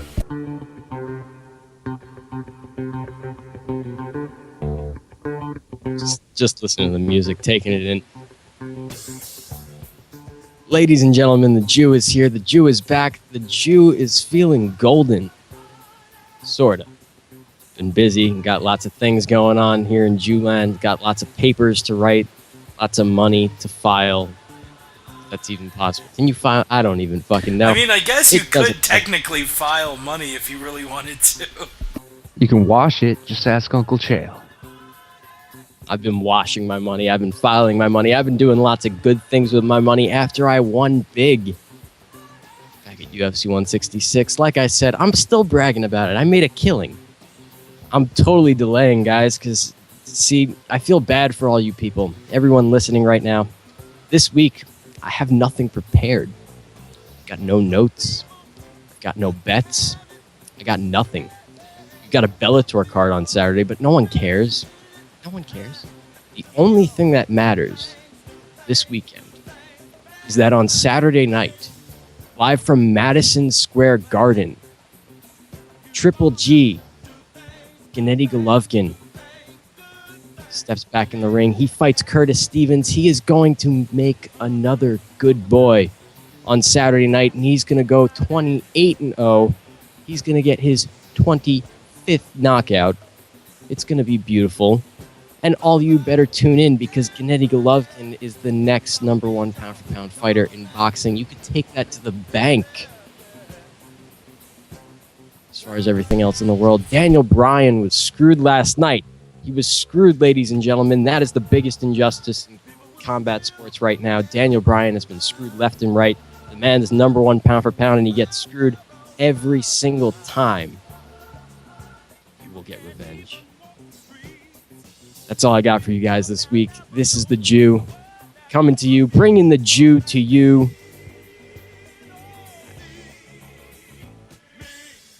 That's all he's got, and that is the Jew. He's bringing it to you every week here on the MMA Podcast. Let's get to UFC Fight Night 31. Actually, the first time they've put on a fight for the Troops card in a long time. I believe the last fight for the Troops card was back in 2011. That was Evan Dunham versus Melvin Gillard. Melvin Gillard getting a TKO in Fort Hood, Texas. Evan Dunham, another tragic death at Fort Hood, and that joke was in horrible taste. Let's move on. This is going to be at Fort Campbell, Kentucky, November 6, 2013. It's going to be headlined by Kennedy versus Natal. headlined by Liz Carmouche and Alexis Davis. Two pretty intriguing matchups, but let's hit the prelims first. The online prelims, the Facebook, YouTube prelims, are going to have Derek Brunson taking on Brian Houston, Neil Magny facing off against Seth Pazinski, your boy Yves Edwards, the Thug Jitsu Master, facing Yancy Medeiros, and a middleweight scrap between Chris Camozzi and Lorenz Larkin. What stands out to you on that card? Just because we went over your boy Yves Edwards, I got to start off with Ramses. What do you think about these fights? He is Yves Edwards, the Thug Jitsu Master, fighting out of Austin, Texas, which is where I am broadcasting from right now. He's a friend of mine. He's a homie. He is a brother to me. We've broken bread. We've broken necks together. It's all good, man. 100%. We're just fighting every day to stay alive here, man. These streets are ruthless, man. Ruthless. It's hard times. He's going to dominate. There's no question about it. I won't even get into at what level, what he's going to use, how he's going to finish the fight. He'll finish it however the hell he wants to. That's how he's always operated. He is a vet. I don't know what the hell this fight is doing on the Facebook. I hate the Facebook, man. I was just talking about it here in the chat, man. I'm done with Facebook. After Yves Edwards, I'm going to delete my account. That's how good this fight's going to be. It's going to be so damn good, you're going to delete your Facebook account after you watch this fight on Facebook. Word on the street.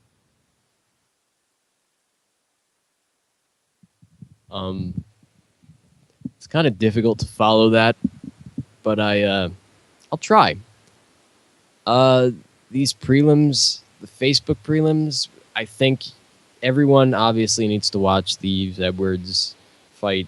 It's always a treat to watch the dude fight.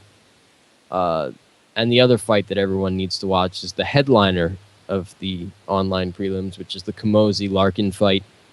Chris Camozzi is a member of Team Darkside. He had a rough go-around in his last one. He stepped up. He took on Jacare on short notice in Brazil. He lost. He got submitted in the first round. But he went down like a gangster, and that's all that matters. He's going to come back. He's got a tough fight in front of him. Lorenz Larkin is no joke. Very powerful. And, yeah, I think he's going to have a tough match, but I think Camozzi gets it done. But, yeah, look out for Chris Camozzi and, of course, Yves Edwards. Alan? I'm just really excited because I think Neil Magny and Seth Pazinski are going to knock each other out at the same time and both get simultaneously cut from the UFC. Kaboom. Short but sweet. Kaboom. Let's move on to the other prelims. The prelims that are going to be held on Fox Sports 1. Jermaine de Randamie taking on Amanda the Lion Nunez in the women's bantamweight division. Dennis Bermudez taking on Steve Seiler in the featherweights. Roop versus Rivera in the bantamweights. And James Krause taking on Bobby Green in the lightweights. I'm really looking forward to Bermudez Seiler. What are you guys looking forward to? All right, I'll start. There is one that I am looking forward to. There are two fights, actually.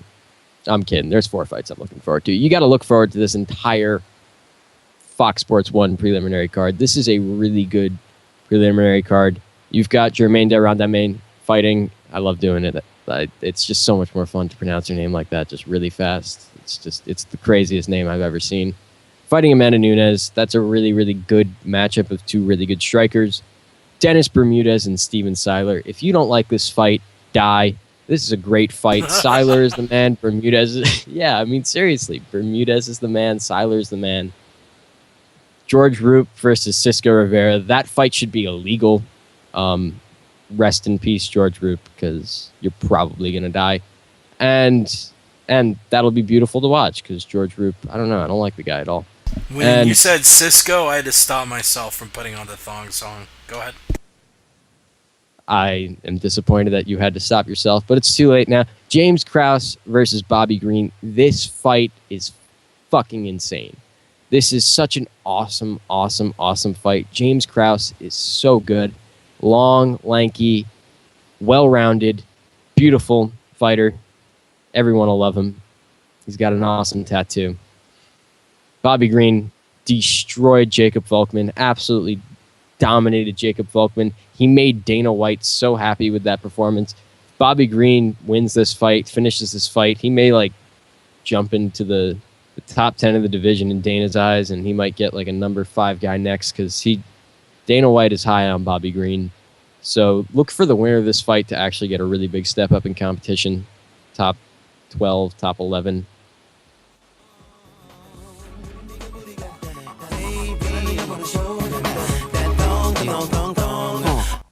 Alan?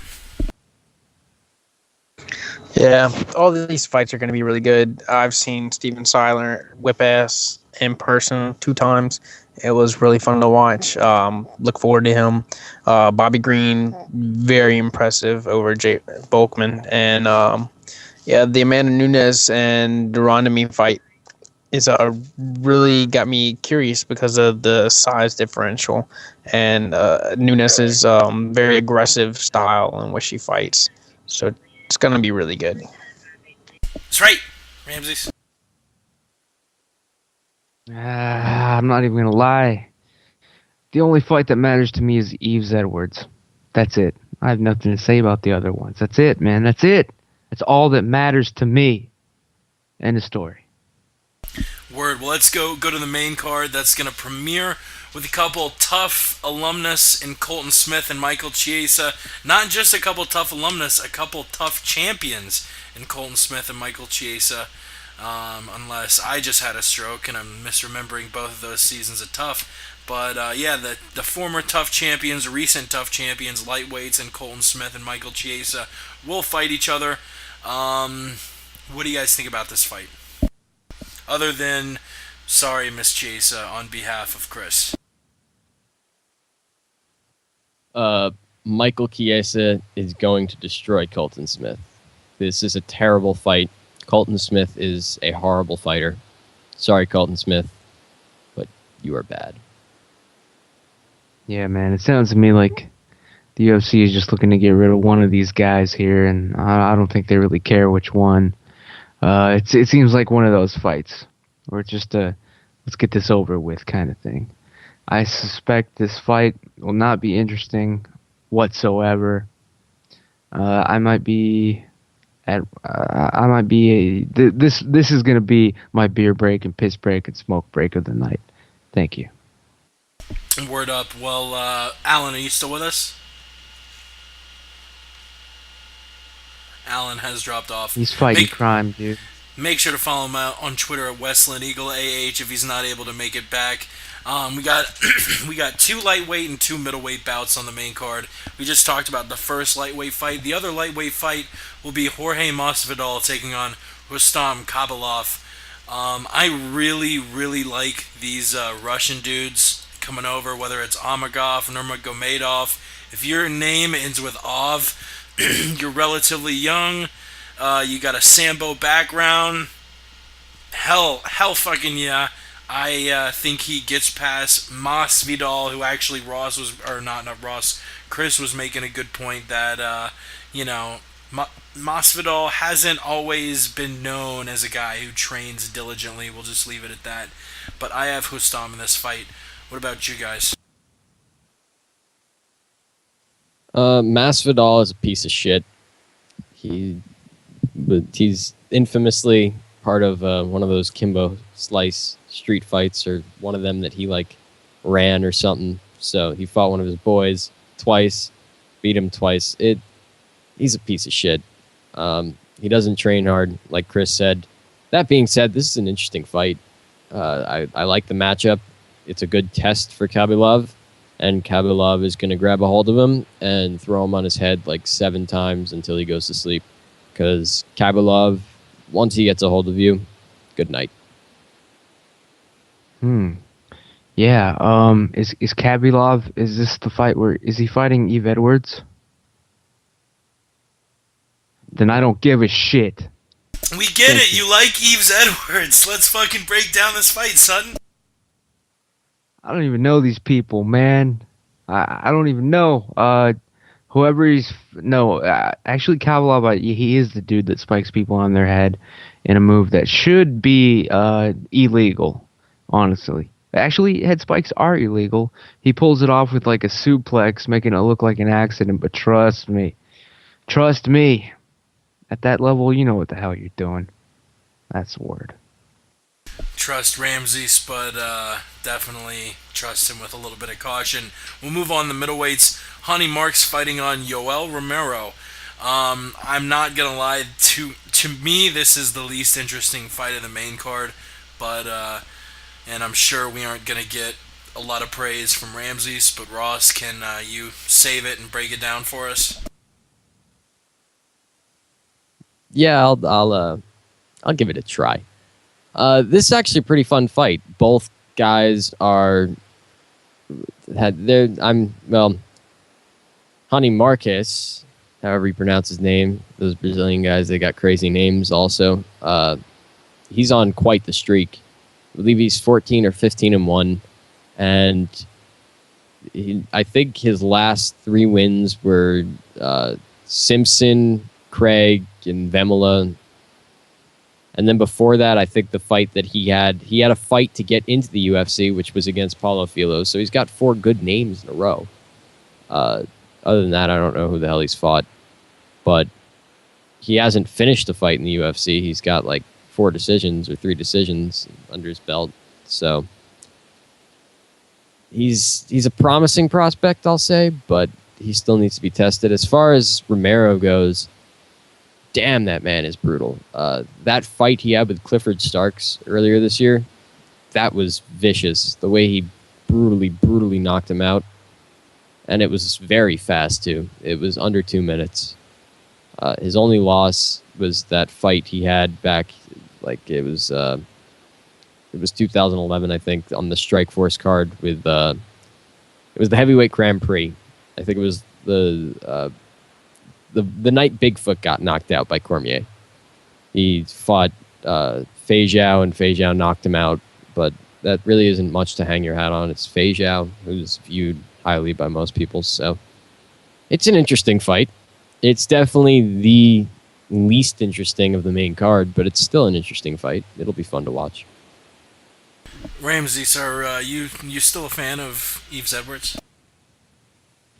Yeah, it's a shame that Marquez and Romero aren't fighting him. I'd have something to say about this fight. George Romero, though, I'm a big fan of his. The work he did on the Night of the Living Dead series. So I'm gonna go with whoever Romero is. If you showed me a picture of him, I don't know who these people are.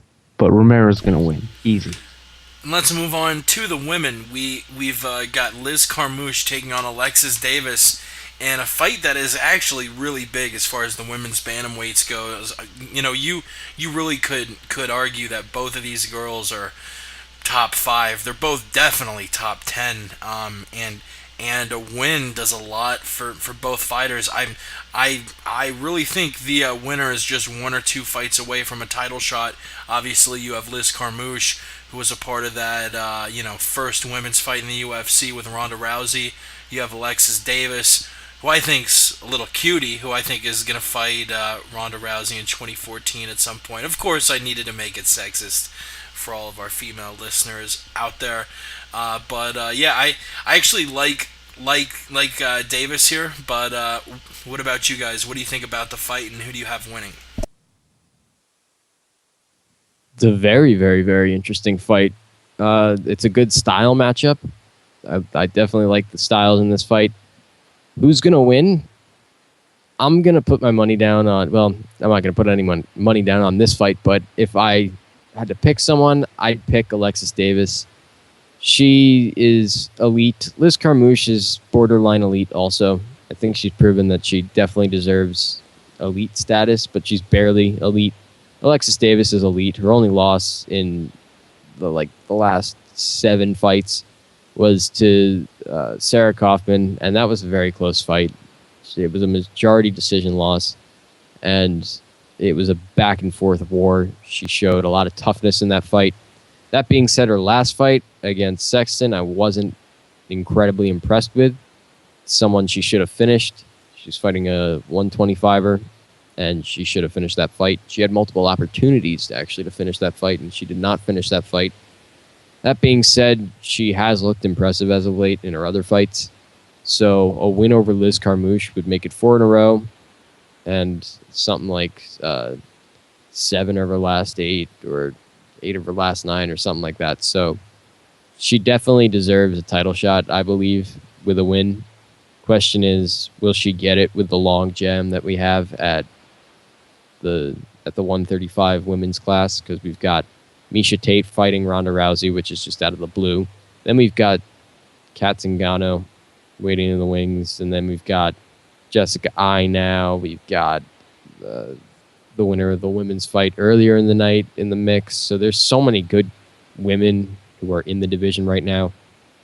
It'll be interesting to see what happens, but she's definitely most deserving of a title shot if she wins, because that's 4 in a row. Word up. Ramses, do you have any thoughts on Davis versus Carmouche? Yeah, I actually think Liz Carmouche is going to win. She's going to pound this other girl out to hell. It looks, I mean, unless you got the magic arm bar, you're not going to pull that submission shit off on a beast like Liz Carmouche. Actually, I think she's cool. I think she'll take this one. She's got something to prove now. She can't lose. Honestly, she probably kind of was afraid to win against Ronda, to tell you the truth. She's not going to be afraid to beat the hell out of Alexis Davis. And we'll see it happen. I'd actually bet on this fight. Word. Let's move on to the main event. Tim Kennedy versus Rafael Natal. Like I said in the beginning, he was originally supposed to fight Lyoto Machida.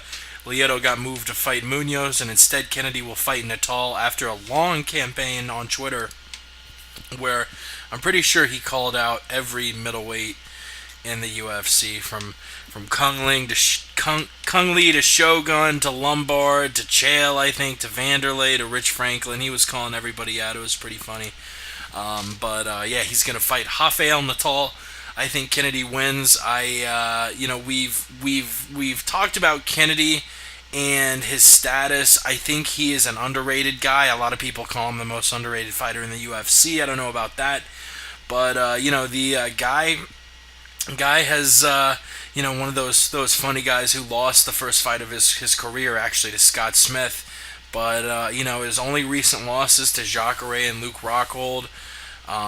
Dude is dangerous. I don't know if he's ready to crack into the top 10 yet, but he's definitely dangerous. And he's fighting a guy in Natal that talk about, being underrated. People are completely counting him out of this fight. He looked very good against Thor Trong. He's on a 3-fight win streak. But I still have Tim Kennedy winning this fight. What about you guys? Yeah, Tim Kennedy will most likely win this fight. Rafael Natal is actually a very good fighter. He's also a very good tennis player, and I look forward to his work back on the court. Very good on clay. Holy shit. Okay, that was brief. Holy fuck. Yes, Tim Kennedy, I'm sorry. That last fight, wasn't it like his his fucking debut, and it was a total stinker. Against Roger Gracie, but Roger is sort of a neutralizing type fighter. Yeah, he wasn't that crazy. They cut him after that. Sorry, honestly, I didn't mean to say Roger Gracie. I meant to say Roger Gomez. Go ahead. Right. Yeah, Mr. Gomez. Yeah, it wasn't that impressive. That fight was a stinker. It stunk. He showed us nothing. I'm not a Tim Kennedy believer. If he's just gonna, sure, he played it safe. It was his first fight, whatever. But that's not how it's done, man. That's not how you make fans. That's not how you get a person like me to hype up your fight. That's all I have to say. But he'll probably win. Word on the street. Did you have anything else to add, Ross, before I take this baby back to the port? Is that where you take a boat, a dock, a slip? I don't know. Ross, you have anything else? Rafael Nadal. Look forward to seeing Nadal getting back in into tennis soon. Let's take it back home. If you did notice, we just broke down a card that's not going to be coming up in the next 7 days. It's going to be next Wednesday. The reason we broke that down today is because next week we're going to break down the card on the 9th, UFC Fight Night 32, Belfort Henderson. So yeah, listen to that for the 6th, and for next week we'll break down UFC Fight Night 32. Thanks so much for tuning in. We really appreciate the shit out of all of you. Shout out to our boy Alan Hamilton, who I guess actually must have had a stroke and dipped out. You can follow him on Twitter at WestlandEagleAH. And to all of our homies on Twitter who aren't here with us, whether it's J_Jeans, whether it's MMA Mental, whether it's Sweet Pappy Jones, whether it's Amber Matthews, whether it's Elena Danielle, whether it's Lexi Natalia, we're Team Darkside, we're sticking together, we're doing it big. We're going to be in Vegas to watch Chael beat the shit out of Rashad Evans and Johnny Hendricks knock out George St. Pierre. It's going down. Ross, Ramses, where the fuck do we find you on Twitter? I'll start with Ramses. The Aunt Jimmy Show on Twitter. I'm revealing secrets, dark truths, embarrassing people, scandals, sex, teen sex. Word on the street. There is a lot of teen sex going on the word on the street. Ross, what's going on with you? You can find all of that and more if you go to my Twitter. You can find me at Ross Finkelstein, E before the L. I'm breaking down shit on Wednesdays sometimes. I don't know if I'm going to do it this week, but sometimes I do this like thing called Final Round and break down shit. Dope. And then I like make posters and shit that like blow your fucking mind. And sometimes I report something if I'm feeling generous. So yeah, follow me on Twitter at Ross Finkelstein, E before the L. I'll make your dreams come true. He will make you cry blood. That's Ross Finkelstein, E before the L. Thank you so much for tuning in. We love the shit out of you. Make sure to listen in every Monday night. We start a little bit late tonight, but we usually aim for starting between 11:30 and midnight Eastern. That's 8:30 and 9 on the West Coast. Monday nights, you can follow us on Twitter at the MMA Podcast. Visit themmapodcast.com for news. You can find links for the iTunes and YouTube links on the top of there as well. Skype us whenever we're going on live, the MMA Podcast. TheMMAPodcast.com. 213-457-3380 is the number. We love the shit out of you, and we will see you next week. We gone. We all got love for this ground game, and that's all that matters. In the balance of the teachings of the grandmasters, I'm trying to master the system, that's what I'm after. And stay true to the craft, spark trees to relax. Old school miracle, lyrical, listen